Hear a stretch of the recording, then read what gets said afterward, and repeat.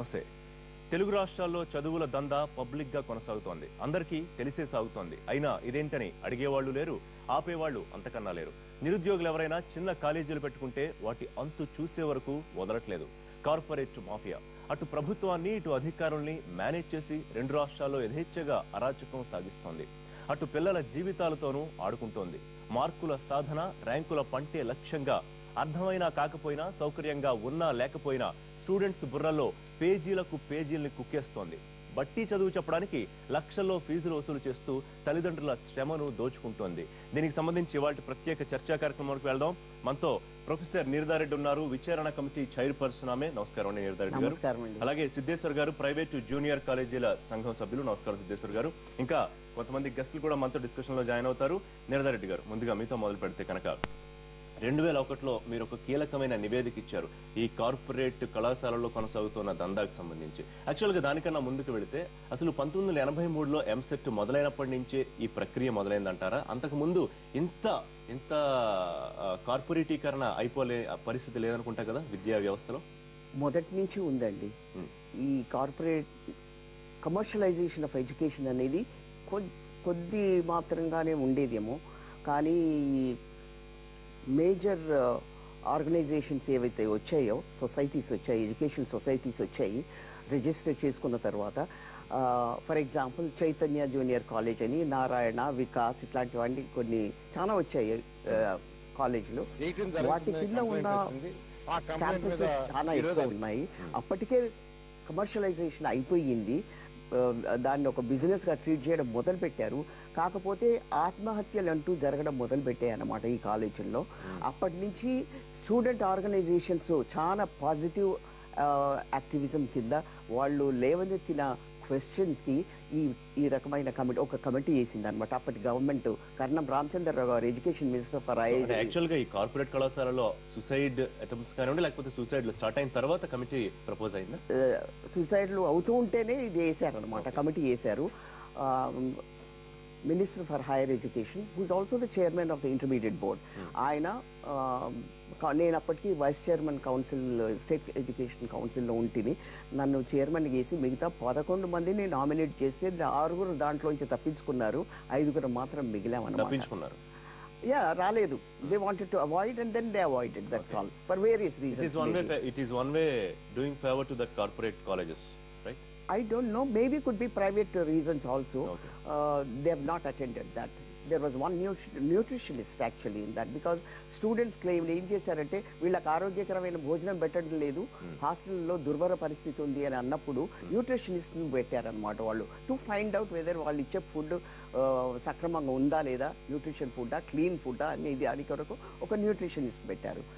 నార్మల్గా ఒక సైకాలజిస్ట్ కూడా అవసరం అన్నమాట, వాళ్ళ మనోస్థితిని కనుక్కోవడానికి. వాళ్ళు ఎటువంటి పరిస్థితుల్లో చదువుతున్నారు, అది వంట పడుతుందా లేదా, లేకపోతే ప్రెషర్కు లోనవుతున్నారు, ఈ ఆత్మహత్యలు ఏంటి, ఎడ్యుకేషన్ సిస్టంలో ఆత్మహత్యలు ఏంటి, జైల్లో ఉన్న దొంగ కూడా, ఒక దొంగని నిర్ధారణ చేసి జైల్లో పెట్టిన వాడిని కూడా చనిపోతే పెద్ద ఎత్తున ఆర్భాటం జరుగుతుంది, ఎట్లా చనిపోయాడో ఆయన అని చేస్తారు. అట్లాంటిది ఎడ్యుకేషన్ సిస్టంలో ఆత్మహత్యలు జరుగుతుంటే ఇట్లాంటి ఎంక్వైరీ లేకపోవడం ఏంటిది, తప్పుడు కాకుండా ఊరుకుంటున్నారు ఏంటి అనేది దానికి వీళ్ళు స్టూడెంట్స్ క్వశ్చన్ చేసేదానికి I salute to the student organizations for bringing out ఇట్లాంటి క్వశ్చన్స్, పాజిటివ్ క్వశ్చన్స్ లేవనెత్తినందుకు.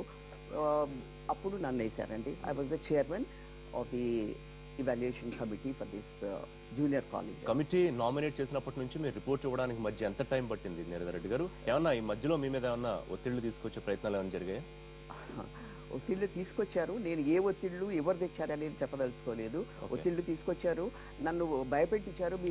ప్రభుత్వం వైపు నుంచి ఒత్తిళ్లు వచ్చింది. అండ్ కొంతమంది చెప్పడం ఏంటంటే మీరు కాలేజ్ ప్రెమిసెస్ లో అడుగు కూడా పెట్టలేరు, మిమ్మల్ని తరిమి కొడతారని అన్నారు. Then I said I am a strong person, I suppose, because of my education and because of my work that I did and faced the students of postgraduate students, PhD students. I taught them, so I thought I must have become already a strong. My parents కూడా అనేవాళ్ళు, మగపిల్లాడు నాకు, మా అమ్మ అనేది మగపిల్లాడు నాకు కొడుకు కూతురు కాదని అనేదన్నమాట. ఆ ఫీడ్బ్యాక్ ఇవ్వడం వల్ల maybe I become very strong in determined to do certain things. అయితే వెళ్తే వాళ్ళు మాత్రం ఏమి ఇబ్బంది పెట్టలేదండి మమ్మల్ని, మేనేజ్మెంట్స్ ఇబ్బంది పెట్టలేదు. కాకపోతే వెరీ క్వైట్ కర్టియస్. సో ఈ 5గురము వెళ్ళాము, 5-6గురమే వెళ్ళాము అనమాట. 19 క్యాంపసెస్కి వెళ్ళాము. అండర్ చైతన్య, నారాయణ, వికాస్, టెట్రా, విజ్ఞాన్, గౌతమి, ఇట్లాంటివి 9 ఆర్గనైజేషన్స్, ఎడ్యుకేషన్ ఆర్గనైజేషన్స్కి వెళ్ళాము మేము all over this Andhra Pradesh, like Vizag, Vijayawada, మన సిటీలో, హైదరాబాద్ సిటీలో ఎన్నిట్లో వెళ్ళి చేసిన. అండ్ చాలా రీసెర్చ్ చేశారు మీరు, కమిటీ రిపోర్ట్ ఇచ్చే ముందు. సో ఆల్ ఓవర్ అంతా ఒకే సిచ్యువేషన్ నీరద రెడ్డి గారు, మీరు ఇటు హైదరాబాద్లో చూసినా, అటు వైజాగ్ చూసినా, విజయవాడ, తిరుపతి, ఎవ్రీ కాలేజ్లో ఇటువంటి సిచ్యువేషన్ మీరు అబ్జర్వ్ చేస్తారు? మోర్ ఆర్ లెస్ ఒకే రకమైన సిచ్యువేషన్. హాస్టల్స్ ఒకే రకమైన సిచ్యువేషన్. టీచింగ్ పద్ధతులు అన్నీ అంతే చేశారండి, అందరూ అంతే.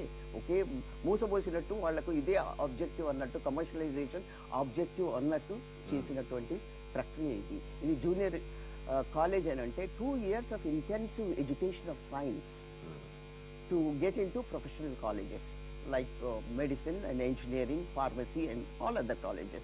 అట్లాంటి వాళ్ళకి ఇచ్చే కన్సెప్చువల్ కెపాసిటీ అది ఏమి లేకుండా బట్టి పట్టడం, రోప్ సిస్టమ్ అని అంటామే మనం, బట్టి పట్టడం వాళ్ళతో చేయించి చాలా నిర్భరమైనటువంటి పరిస్థితుల్లో వాళ్ళని కూర్చోబెట్టి 15 నుంచి 18 గంటలు చదివించే ఎవరి మైండ్ పనిచేస్తుందండి. ఎడ్యుకేషన్ అనేది it is a life force. ఆ జీవితాన్ని సరిదిద్దడానికి ఉపయోగించేటువంటి పాజిటివ్ లైఫ్ ఫోర్స్ అది.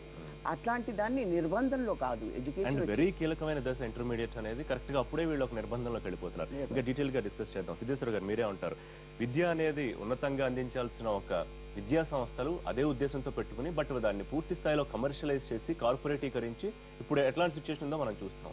ఎందుకు ఈ సిచ్యువేషన్ వస్తున్నా ఎవరు మాట్లాడలేకపోవడానికి కారణం? యాక్చువల్గా ఈ కార్పొరేట్ విద్యారంగము అభివృద్ధి చెందడానికి 2 కారణాలండి. ఒకటి ఎంసెట్తోని ముడిపడిపోయినటువంటి విద్యారంగం. ఇంటర్మీడియట్ అనేది విద్యార్థి దశలో అత్యంత కీలకమైనటువంటి దశ. ఈ దశలో ఇంటర్మీడియట్లో చక్కటి మార్కులు వస్తేనే పిల్లవాడు అటు ఇంజనీరింగ్ కానీ, డాక్టర్ కానీ, లేకపోతే ఇంకేదైనా ప్రొఫెషనల్ కోర్సెస్ కానీ వెళ్ళడానికి అవకాశం ఉన్నటువంటి విద్య. యాక్చువల్గా ఇందాక మీరు అడిగిన మొదటి ప్రశ్నలో మా మేడంతో మాట్లాడే ముందు 1983లో ఎంసెట్ ఎగ్జామినేషన్ స్టార్ట్ అయింది. కానీ దానికంటే ముందు ఈ చైతన్య, నారాయణ అయితేనండి, గౌతమ్ ఇలాంటి ఇన్స్టిట్యూషన్స్ అన్నీ ఒకప్పుడు ఈ కోస్తా ఆంధ్రాలో ట్యుటోరియల్ ఇన్స్టిట్యూషన్స్గా ఉన్నట్టు, అంటే చదువులో వెనుకబడినటువంటి విద్యార్థుల కోసం ఏర్పాటు చేసుకున్న ట్యుటోరియల్ ఇన్స్టిట్యూషన్స్ అవన్నీ. ఆ ఇన్స్టిట్యూషన్స్ 1980sలో ప్రభుత్వం ఏం చేసింది కదా అంటే ఇంటర్మీడియట్ విద్యలో ప్రైవేట్గా పరీక్షలు రాసుకోవడానికి అనుమతించడం మొదలుపెట్టింది. ఎప్పుడైతే ప్రైవేట్గా రాసుకోవడానికి అనుమతించిందో వీళ్ళన్నింటినీ రెసిడెన్షియల్ జూనియర్ కాలేజెస్గా మార్పు చేసుకున్నారు. అంటే పిల్లవాడు వాళ్ళ దగ్గరే ఉంటాడు, వాళ్ళ కాలేజ్ గుర్తింపు ఉండదు, కానీ డైరెక్ట్గా ఎగ్జామినేషన్ అపీర్ అవుతాడు.